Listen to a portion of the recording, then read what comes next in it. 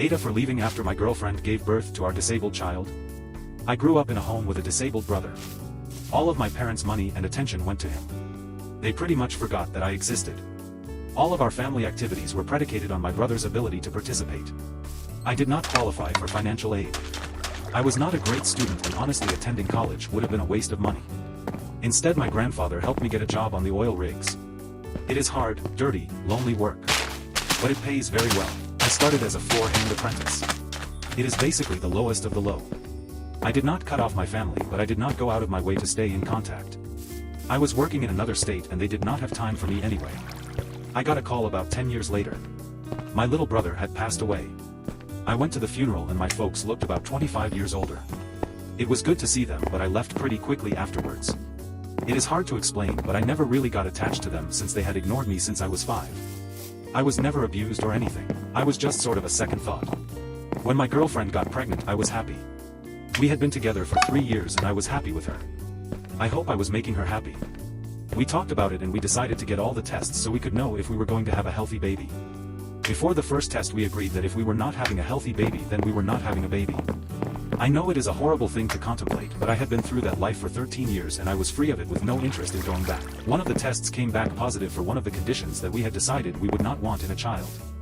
Please understand that I am not in any way saying that people with disabilities should not be born. Only that I knew I would not want to be around for that.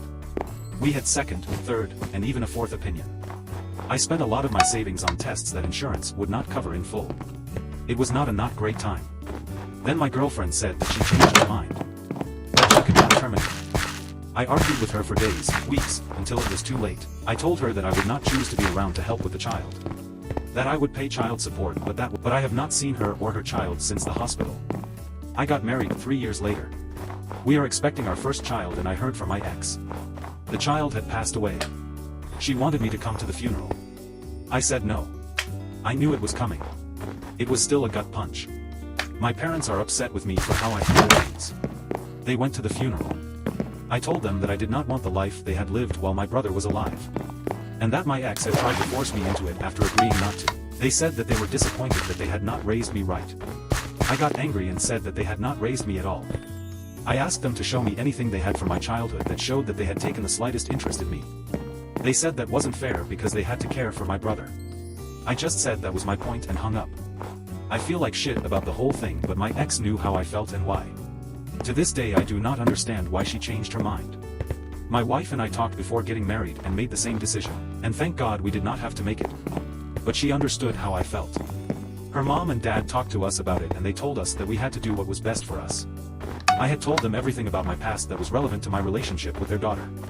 Sorry for rambling, but I guess I am just trying to put all my thoughts down while I have the courage to ask. AITAH. Thanks for watching. Subscribe to my channel for watching more interesting videos.